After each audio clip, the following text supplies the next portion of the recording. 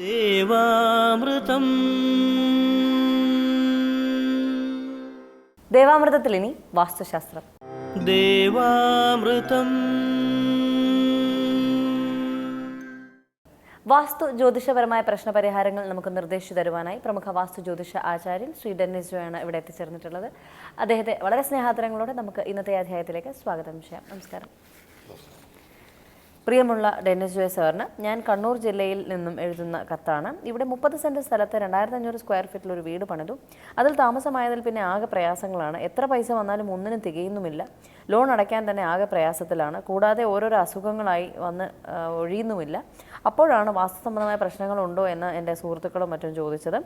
ഈ സംശയത്തിലാണ് ഇവിടേക്ക് കത്തെഴുതുന്നത് എന്ന് പറഞ്ഞിട്ട് സഹായിക്കണമെന്നാണ് സതീഷ് പറഞ്ഞിരിക്കുന്നത്. ഈ വീടിൻ്റെ പ്ലാൻ എടുക്കുന്ന സമയത്ത് ഇത് ഈസ്റ്റിലോട്ടാണ് ഇത് ദർശനമായിട്ട് വരുന്നത്. ഈസ്റ്റിലോട്ട് ദർശനമായിട്ട് വരുന്ന ഈ ഒരു വീടിൻ്റെ കിഴക്ക് വടക്ക് ഭാഗവും തെക്ക് പടിഞ്ഞാറ് ഭാഗവും മിസ്സിങ് കോർണറായിട്ടാണ് കാണുന്നത്. കാരണം വെച്ചാൽ അതിൻ്റെ ഒരു കുഴപ്പമെന്ന് വെച്ചാൽ ഇതിൻ്റെ ഈസ്റ്റ് ഭാഗത്തോട്ട് തള്ളി ഇവരൊരു സിറ്റ് ഔട്ട് പ്ലാൻ ചെയ്തിട്ടുണ്ട്. കാരണം ആ ഒരു സിറ്റ് ഔട്ട് ഇവർ പ്ലാൻ ചെയ്തപ്പോൾ ഇതിൻ്റെ രണ്ട് സൈഡും കട്ടിംഗ് പോർഷനായിട്ട് പോയി. അപ്പം ദാമ്പത്യപരമായിട്ടുള്ള ബുദ്ധിമുട്ടുകളും പ്രയാസങ്ങളും വന്നുകൊണ്ടേയിരിക്കാം. അതുപോലെ നല്ല രീതിയിലുള്ള ഒരു പ്രശസ്തി ഇതിൻ്റെ അകത്ത് താമസിക്കുന്ന ആൾക്കാർക്ക് ഉണ്ടാവുകയില്ല. അപ്പം ഒന്നുകിൽ ഇവർ സാമ്പത്തിക ബുദ്ധിമുട്ടുണ്ടെങ്കിൽ ഇവരൊരു ബേസിക് ഫൗണ്ടേഷൻ എടുത്തിട്ട് അത് സ്ക്വയർ ചെയ്തെടുക്കുക. ഇനി അതല്ലാന്നുണ്ടെങ്കിൽ ഈ ഒരു ഭാഗം കൂടി ഒരു നീളൻ വരാന്തയായിട്ട് കൂട്ടിയെടുക്കുകയാണെങ്കിൽ അതുമായിട്ട് ബന്ധപ്പെട്ടുള്ള ദോഷം പൂർണ്ണമായിട്ടും മാറിക്കിട്ടും. അതുപോലെ തെക്ക് പടിഞ്ഞാറ് ഭാഗത്തായിട്ടൊരു വഴിമുട്ടുണ്ട്. കാരണം തെക്ക് പടിഞ്ഞാറ് ഭാഗത്ത് വഴിമുട്ട് വന്നു കഴിഞ്ഞാൽ ഇതിൽ താമസിക്കുന്ന സ്ത്രീകൾക്ക് പേരുദോഷങ്ങളുണ്ടാകാം, അതുപോലെ അസുഖങ്ങൾ വരാം, അതുപോലെ സാമ്പത്തികപരമായിട്ട് നമുക്കൊരിക്കലും ഒരു നീക്കിയിരിപ്പ് ബാക്കി ഉണ്ടാവുകയില്ല. അപ്പം തെക്ക് പടിഞ്ഞാറ് ഭാഗത്തുള്ള ഈ വഴി ഇവർ ക്ലോസ് ചെയ്യണം. വഴിമുട്ട് വന്നോട്ടെ, പക്ഷേ അവിടുന്ന് വെളിയിലോട്ട് ഇറങ്ങാനുള്ള വഴി ഗേറ്റ് ഇവർ ക്ലോസ് ചെയ്യുക. അപ്പം ഇവരുടെ വടക്ക് ഭാഗത്തെ മതിലിനേക്കാട്ടിലും കിഴക്ക് ഭാഗത്തെ മതിലിനേക്കാട്ടിലും 1 or 2 ഇഷ്ടിക കൂട്ടിയെടുത്ത് ആ മതിലിന് ഹൈറ്റ് കൂട്ടുവാണെങ്കിലും അത് നല്ലതാണ്. അതുപോലെ ആ ഭാഗത്തൊരു കോൺവെക്സിനെ മിറർ വെച്ചിട്ട് റിഫ്ലക്റ്റ് ചെയ്ത് കളയുവാണെങ്കിലും വഴിമുട്ടിൻ്റെ ദോഷങ്ങൾ കുറേ മാറിക്കിട്ടും. കാരണം ഇതിനകത്ത് താമസിക്കുന്ന സമയത്ത് നമുക്ക് വെറുതെ ആവശ്യമില്ലാത്ത പഴികളും പേരുദോഷങ്ങളും ഒക്കെ കേൾക്കാനുള്ള സാധ്യത കൂടുതലാണ്. അത് ആ വഴിമുട്ട് കൊണ്ടുള്ള ദോഷമാണ്. അത് ഈ കോൺവെക്സിൻ്റെ മിററും ആ ഒരു ഗേറ്റ് ക്ലോസ് ചെയ്യുമ്പോൾ അത് മാറിക്കിട്ടും. അതുപോലെ ഈ വീടിൻ്റെ വടക്ക് ഭാഗത്തും കിഴക്ക് ഭാഗത്തും മാക്സിമം സ്പേസ് കിട്ടത്തക്കവണ്ണം വേണമായിരുന്നു ഇവർ മതിൽ കെട്ടി തിരിക്കുവാനായിട്ട്. കാരണം ഇതിൻ്റെ പടിഞ്ഞാറ് ഭാഗത്തോട് ഒരുപാട് സ്പേസ് കൂടുതലാണ്, തെക്ക് ഭാഗത്തോട് ഒരുപാട് സ്പേസ് കൂടുതലാണ്. കാരണം കിഴക്ക് ഭാഗത്തെ അപേക്ഷിച്ച് പടിഞ്ഞാറ് ഭാഗത്തും തെക്ക് ഭാഗത്തും സ്പേസ് ഇതിനകത്ത് കൂടുതലായിട്ടാണ് വന്നിരിക്കുന്നത്. അങ്ങനെ വന്നാൽ തൊഴിൽ സംബന്ധമായിട്ടൊരു പുരോഗതി ഉണ്ടാവുകയില്ല. അതുപോലെ മറ്റ് ബുദ്ധിമുട്ടുകളൊക്കെ വന്നുകൊണ്ടിരിക്കും. അപ്പോൾ ഇത് കണക്കനുസരിച്ച് മതിൽ കെട്ടി ഇതിനെ സെപ്പറേറ്റ് ചെയ്യണം. അതുപോലെ ഇവരുടെ ജാതകം എടുക്കുന്ന സമയത്ത് ഇവർക്ക് നല്ല രീതിയിലുള്ള പിതൃദോഷം കാണിക്കുന്നുണ്ട്. അതിന് വേണ്ടുന്ന പരിഹാരങ്ങൾ ഏതെങ്കിലും ഒരു കർമ്മിയെ കൊണ്ട് ചെയ്യിപ്പിക്കണം. വസ്തു സംബന്ധമായിട്ടും ചെറിയ പ്രശ്നങ്ങൾ കാണുന്നുണ്ട്. അതിന് വേണ്ടുന്ന പരിഹാരങ്ങൾ നിങ്ങളൊരു കർമ്മിയെ കൊണ്ട് ചെയ്യിപ്പിക്കണം. അതുപോലെ തെക്ക് പടിഞ്ഞാറ് ഭാഗത്തായിട്ട് ഒരു ടോയ്ലറ്റ് വന്നിട്ടുണ്ട്. ഈ ടോയ്ലറ്റും സെപ്റ്റി ടാങ്കും അവിടെ വന്നു കഴിഞ്ഞാൽ ഇതിൽ താമസിക്കുന്ന ഭാര്യ ഭർത്താക്കന്മാർ തമ്മിൽ കലഹങ്ങളും ഡൈവേഴ്സ് പോലുള്ള വിഷയങ്ങളൊക്കെ ഉണ്ടാകാനുള്ള സാധ്യത കൂടുതലാണ്. അപ്പം ഈ തെക്ക് പടിഞ്ഞാറ് ഭാഗത്തുള്ള ടോയ്ലറ്റ് പൂർണ്ണമായിട്ട് അവിടുന്ന് ഒഴിവാക്കി മാറ്റുക.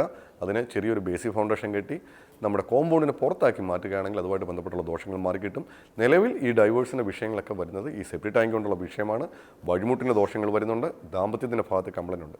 ഇത്രയും കാര്യങ്ങൾ നിങ്ങൾ ക്ലിയർ ചെയ്യുമ്പം ഇവരെ ബാധിച്ചിരിക്കുന്ന ദോഷങ്ങൾ പൂർണ്ണമായിട്ടും മാറിക്കിട്ടും. മറ്റ് പ്രശ്നങ്ങളൊന്നും ഞാൻ ഇതിനകത്ത് വാസ്തുവുമായിട്ട് ബന്ധപ്പെട്ട് കാണുന്നില്ല. എത്രയും പെട്ടെന്ന് ഈ ഒരു കാര്യങ്ങൾ ഇവർ ക്ലിയർ ചെയ്യുക. അതിൻ്റെ മാറ്റം ഇവർക്ക് പെട്ടെന്ന് തന്നെ ഫീൽ ചെയ്യുകയും ചെയ്യും. അടിസ്ഥാനം കെട്ടിയിട്ട ഒരു വസ്തു അങ്ങനെ വാങ്ങുമ്പോൾ എന്തെല്ലാം കാര്യങ്ങളാണ് ശ്രദ്ധിക്കേണ്ടത്? നമ്മളെ ഒരു ആളുടെ ആഗ്രഹപ്രകാരം നമ്മളൊരു വീട് വാങ്ങിച്ചു അല്ലെങ്കിൽ ഒരു സ്ഥലം വാങ്ങിച്ചു, അവിടെ നമ്മളൊരു ഫൗണ്ടേഷൻ കെട്ടി. അപ്പോൾ ആ ഒരു ഫൗണ്ടേഷൻ കെട്ടിയിട്ട് നമുക്ക് എന്തുകൊണ്ട് അത് പൂർത്തിയാക്കാൻ പറ്റുന്നില്ല എന്നുള്ളത് നമ്മൾ കണ്ടുപിടിക്കണം. കാരണം വെച്ചാൽ ഓരോ ആൾക്കാർക്കും ഈ പറഞ്ഞ പോലെ ഓരോ ആഗ്രഹങ്ങളുണ്ടാകും. ചിലപ്പോൾ ആ വീട് പണിയണം, അല്ലെങ്കിൽ അത് നമുക്ക് ഇന്ന രീതിയിൽ ചെയ്യണം എന്നൊക്കെ ഓരോ ആഗ്രഹത്തിലായിരിക്കും ചെയ്യുക. അപ്പോൾ അത് സാധിക്കാതെ വരുമ്പം ഒന്നുകിൽ അതിൽ വസ്തു സംബന്ധമായിട്ട് എന്തെങ്കിലും ദോഷങ്ങൾ കാണാം, അല്ലെങ്കിൽ അതിൻ്റെ ഫൗണ്ടേഷൻ കെട്ടിയിലുള്ള വാസ്തു സംബന്ധമായിട്ടുള്ള തകരാറിൽ എന്തെങ്കിലും കുഴപ്പങ്ങൾ കാണാം. ചിലപ്പം എത്ര ശ്രമിച്ചാലും പൂർത്തീകരിക്കാൻ പറ്റാത്ത അവസ്ഥ വരാം. അപ്പം ഈ ഒരു ഉടമസ്ഥൻ മാറി പുതിയ ഉടമസ്ഥൻ അത് പണിയാൻ തുടങ്ങുമ്പോഴും പഴയ ഉടമസ്ഥനെ വാങ്ങിച്ചിരുന്ന സെയിം വിഷയം ആ ഉടമസ്ഥനെയും ബാധിക്കും. ചിലപ്പോൾ അദ്ദേഹം കുറേ കാശൊക്കെ ആയിട്ട് വന്നിട്ടായിരിക്കാം ഇത് വാങ്ങിക്കുന്നത്. ചിലപ്പം പൈസയൊക്കെ ഉള്ള ആളാണെങ്കിൽ ചിലപ്പോൾ പൂർത്തീകരിക്കാൻ പറ്റും. പക്ഷേ ഒരിക്കലും അതിൻ്റെ അത് സ്ഥിരമായിട്ട് താമസിച്ച് കഴിയുമ്പം സാമ്പത്തികമായിട്ടുള്ള പ്രശ്നങ്ങളോ മാനസികപരമായിട്ടുള്ള വിഷയങ്ങളോ മറ്റേതെങ്കിലും രീതിയിലുള്ള പ്രശ്നങ്ങൾ അവരെ അലട്ടിക്കൊണ്ടേയിരിക്കും. ഇതിനകത്ത് നമ്മൾ അങ്ങനെ കൈമാറി നമ്മളൊരു വസ്തു വാങ്ങിക്കുകയാണെങ്കിൽ ഇതിനകത്ത് നിലവിൽ എന്താണ് ദോഷങ്ങളെന്ന് ഒരു വാസ്തുക്കാരെ വിളിച്ച് കണ്ടെത്തി ഭൂമി സംബന്ധമായിട്ടോ വാസ്തു സംബന്ധമായിട്ടോ എന്തെങ്കിലും ദോഷങ്ങളുണ്ടെങ്കിൽ അതിന് വേണ്ടുന്ന പ്രതിവിധി ചെയ്ത ശേഷം ആ സ്ഥലം നമുക്ക് മാറാം. അതുപോലെ ഏതെങ്കിലും ഒരു ജ്യോത്സ്യനെ സമീപിക്കുമ്പോൾ ആ വസ്തു വാങ്ങിക്കുന്നത് അദ്ദേഹത്തിന് നല്ലതാണോ ദോഷമാണോ എന്ന് അവർക്ക് പറയാൻ പറ്റും.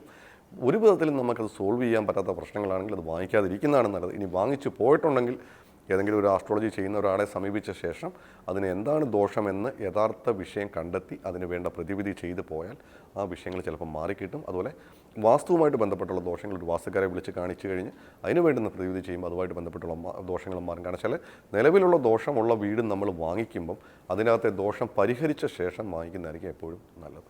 വാസ്തുശാസ്ത്രത്തിന്റെ ഇന്നത്തെ അധ്യായം ഇവിടെ പൂർണ്ണമാവുകയാണ്. വാസ്തു ജ്യോതിഷപരമായ പ്രശ്നപരിഹാരങ്ങൾക്ക് വാസ്തു ജ്യോതിഷാചാര്യൻ ശ്രീ ഡെന്നിസ് ജോയിൽ നിന്ന് മറുപടി ആഗ്രഹിക്കുന്നവർ താഴെ കാണുന്ന നമ്പറിൽ അദ്ദേഹത്തെ കോൺടാക്ട് ചെയ്യാവുന്നതാണ്. പ്രശ്നപരിഹാരങ്ങൾ സ്വായത്തമാക്കാവുന്നതാണ്.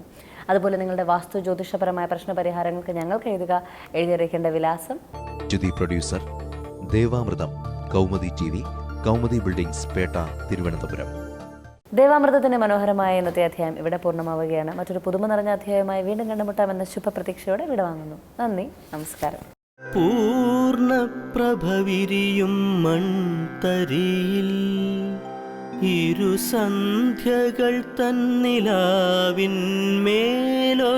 പ്രഭയായി കൊളുത്തുന്നു ദീപനാളം. അതു തൻ കൃപയായി പകരുന്നു ദേവാമൃതം.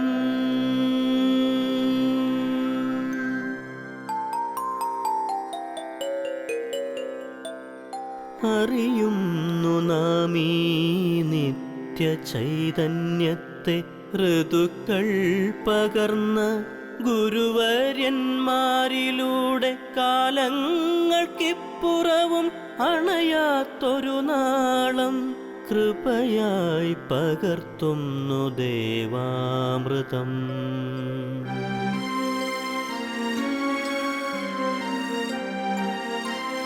മറക്കുന്നു നാം ഇന്നു നമ്മളെ തന്നെ വേദാന്തമില്ലാത്ത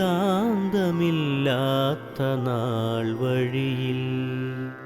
അറിവിൻ്റെ ആ ദിവ്യപ്രഭയായി ചൊരിയുന്നു ഗുരുവരുളാകുന്ന ദേവാമൃതം. ഗുരുവരുളാകുന്ന ദേവാമൃതം.